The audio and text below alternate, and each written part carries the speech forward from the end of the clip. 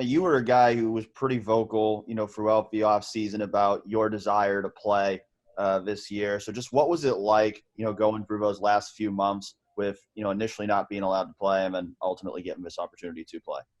I'm sure everybody said it once we came in that day, August 12th. It's pretty heartbreaking, just all the work we put in this whole time, going home, doing all the workouts at home and staying on track as a team.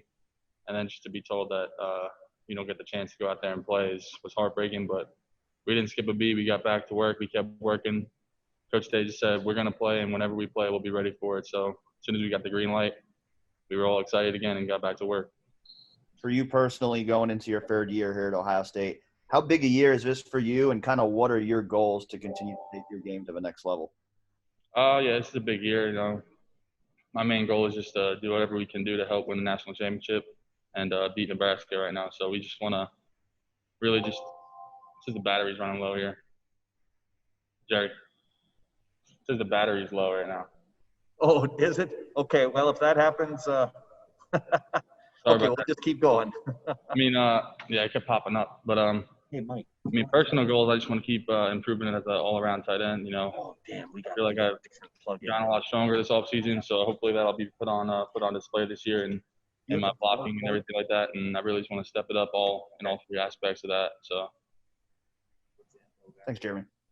All right, next up, we're going to keep going on my computer, and if we have to switch them, we'll switch them. Next up, Tony Birdman with Buckeye Scoop and Patrick Murphy on deck. Tony? Jeremy, you mentioned Ryan Day telling you guys on the 12th that you'll just keep practicing and whenever you guys can play, you'll be ready. How hard is that? How hard was that? It was definitely tough, The biggest thing that we all said, and I'm sure you guys saw throughout social media, was that we just wanted an answer. All the stuff we've done throughout the offseason and leading up to it in the fall, we just wanted to know when and who we were playing against and to really focus on that, just to give you something to look forward to. It was kind of rough just working and doing workouts in practice when you didn't really have an idea of when we were playing. But, like I said, getting the green light to go really lifted up a lot of guys, and the energy's been really good these last couple practices outside. Next up, Patrick Murphy with 24/7 Sports and Tim Hall on deck. Patrick? Jeremy, I know you're one of the veteran guys, but I assume that you still take tips, coaching points from Luke and Jake.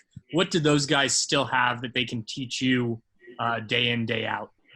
If you just watch them and do a lot of little things, right, whether it's on the field or even just in the classroom or outside of the field. So really I just go for them if I have any questions. They've always been really good to go to and talk to about stuff. We've gotten really close this year, and they do a lot of little things right. Like I said, like if you watch Luke play, he does pretty much everything you ask of any player. So you just want to watch him and keep learning all the little things, because once you start getting that down, then you become really one of the great players here. Thanks. Next up, Tim Hall, 97.1 FM The Fan with Joey Kaufman on deck. Tim? Jeremy, I was just wondering, what have you learned most from playing under Ryan Day in your time here at Ohio State so far? I learned that football is a really specific game. We're very talented. I'm sure when we go out against some of the out of conference games, we can win games just based off of our talent. But the biggest thing that I've learned from him is to just learn the game, and the more you learn the game, the easier you'll get. He said the other day, you don't rise to the occasion. You go down to the level of your training. So the biggest thing for him I've learned is that just be mentally prepared, whether it's in the film room or just keep working on your mental toughness.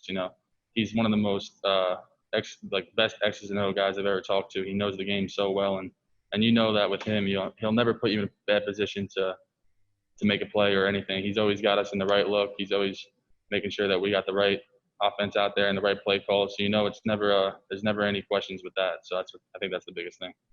Do you guys as teammates kind of talk about just how, I don't know if lucky is the right word, but what his future holds as a coach? Is that something you guys discuss, on how good of a coach you guys have right here, right now?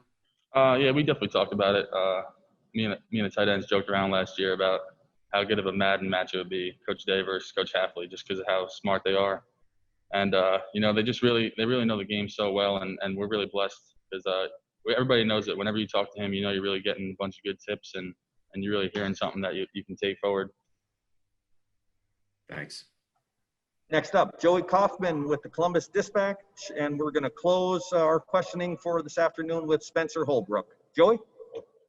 Jeremy, during the last session, Jake was mentioning that, talking about the running game a little bit, and he didn't think you guys would miss a beat going from JK to Master and Trey the way they've performed, I guess, in some of the preseason practices. Now being able to kind of work out with both of those two, what have you seen from them?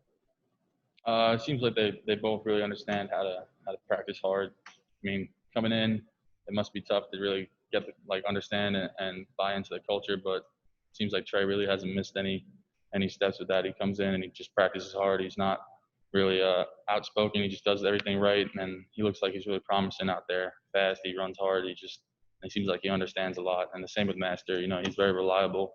He's a great guy, and he just seems like they can just be reliable every down guys. We've successfully done a little bit of behind-the-scenes maneuvering. Our last questions will come from Austin Ward with Letterman Row. Austin? Sorry, Spencer.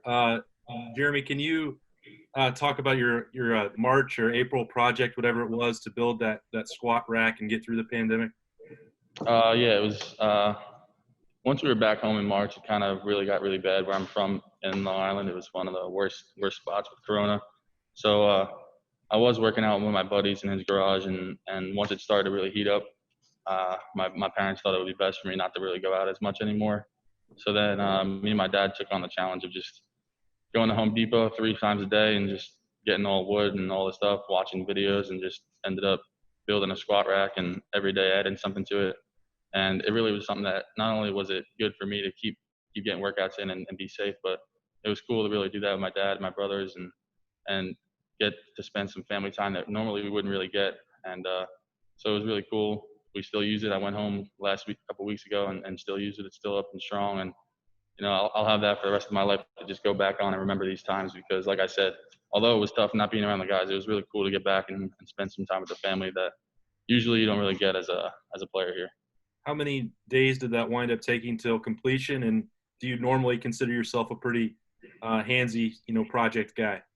The actual squat rack only took us a day, but we kept adding some little nicks and knacks to it, like cable rows and stuff. But yeah, I would definitely consider myself a creative guy. I love to draw. I love doing art and stuff and building things. So I definitely would say that's my type of thing.